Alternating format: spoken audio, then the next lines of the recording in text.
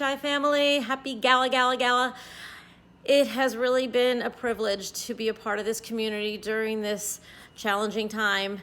All of my thrift shop ladies who I adore and appreciate so much have been a tremendous source of strength for me and feeling connected. And we've really just proven what an amazing family we are just in our own little thrift shop community. Our friends from HI, you guys are really our family that we don't have here. And as everyone knows, I always say friends are the family we choose for ourselves. You guys are our family, and it doesn't matter what walls separate us and what 6 feet distances keep us apart. We're always together, and you're always in our hearts. And I know when this is over, we'll be stronger for it. Stay safe, everyone. We are here in any capacity to help any of you, our HI family. Mwah! That was 6 feet away, by the way. Once the shul closed its doors and we all had to close our doors, I quickly shifted gears, and a number of us realized we had to take the shul virtual. We had to figure out ways to turn ourselves into a virtual community. So the Gabbai started planning. I think Purim was the first event, and we started planning Kabbalat Shabbat and Havdalah. The rabbi started giving classes. We would love to have more people step forward to lead programming. If you have a talent, a skill, a hobby that you can share, or an idea for an event that you could help organize, please don't hesitate to reach out. We have never had the need for as much program as we have right now, so it really takes a village to keep it going. Most importantly, I want to wish everyone continued good health, or refuah shalema to those who are sick, and ask everyone to take care of themselves and others, because we really need to hang together right now. I also want to thank all the people who have so generously been donating their time to run online programs, from educators and lawyers and psychologists and people with hobbies and skills. We really couldn't do it without you. I also want to send a shout out to Judy Grant, who's been doing an incredible job programming for Mofia, and to Adina Laufer, who's been my partner in crime on the programming side.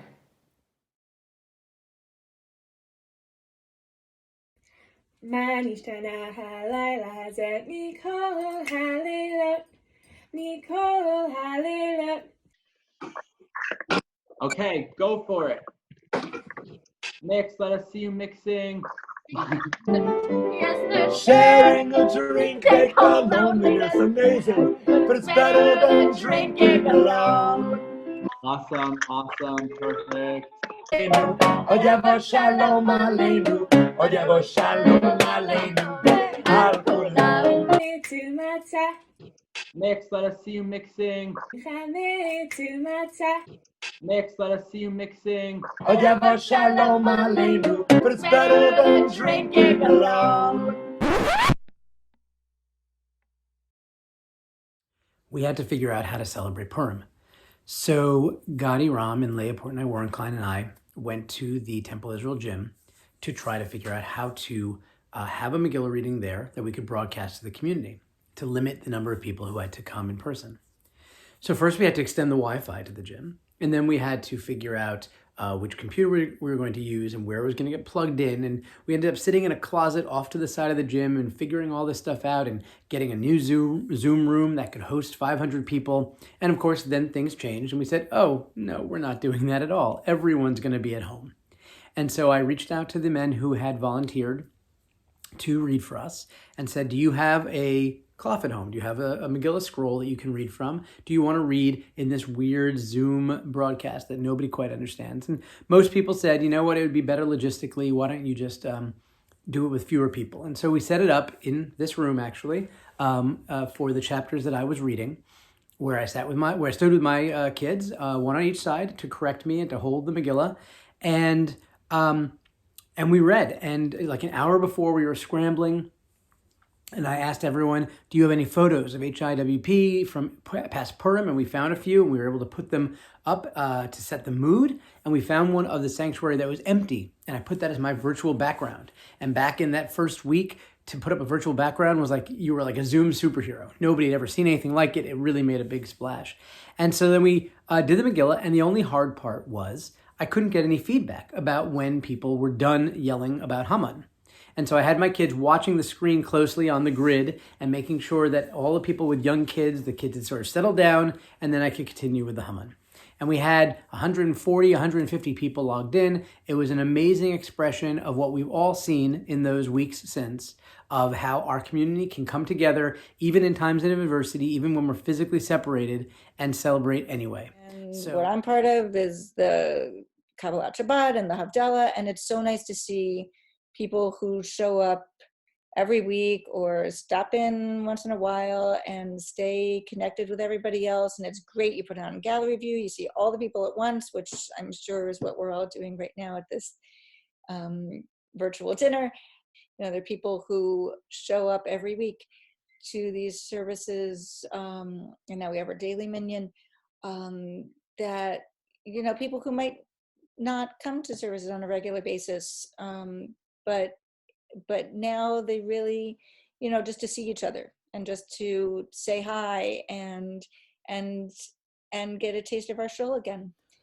It was difficult at the beginning because I was being Gabbai, leading services at the annex day in and day out, and it was enjoyable. And then all of a sudden that was taken away.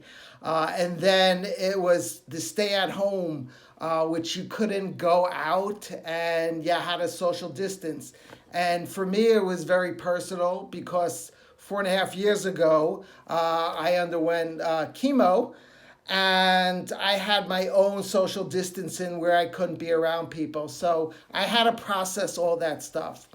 So I laid low for a while, and the last 2 weeks, I've been Gabbaiing on Zoom, a daily prayer service, daily davening, which has been so much fun seeing people. We get anywhere from 10 to 15. And it's so nice on so many fronts, having everyone share in this. This is a Gabbai's dream, to be able to press the mute button to mute people, put them in a chat room, put them in a breakout room. It's just, it's a joy that for a Gabbai to dream about these things that you can't really do in shul. It's just been inspiring to see how not only Gabbais, but everyone, the leadership, everyone taking a step to help out with the shul. I've been very impressed by that and very inspired by it. So my message to all of you is stay positive, and we're going to get out of this. We're going to be all together once again.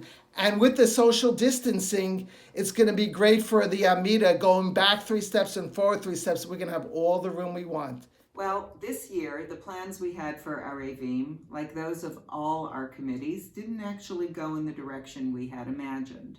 We quickly regrouped and began thinking about where and how we might focus our efforts, always keeping our member volunteers as safe as possible.